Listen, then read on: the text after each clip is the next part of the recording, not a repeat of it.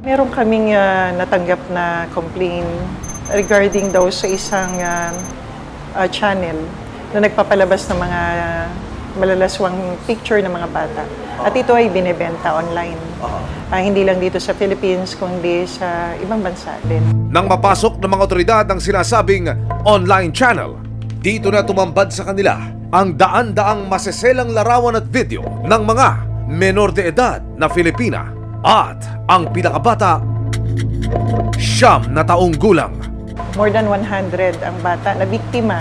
Doon pa lang sa unang channel na nakita namin. 3 channels ang meron siya.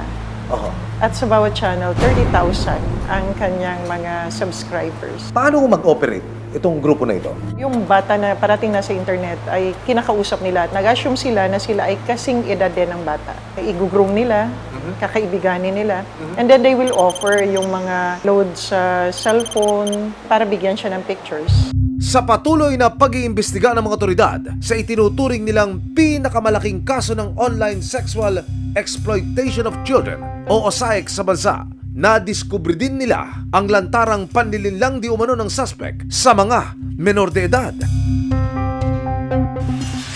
Pag nabigyan na siya ng pictures, i-crop nila yung pictures na magmumukhang yung bata ay nakahubad.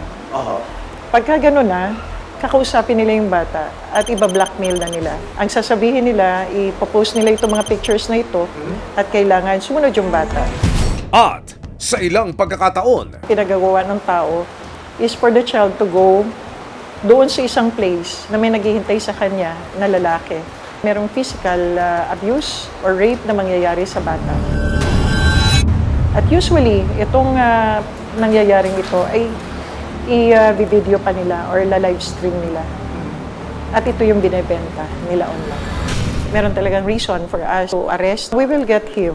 We will give justice doon sa mga bata na kanyang mga naging biktima.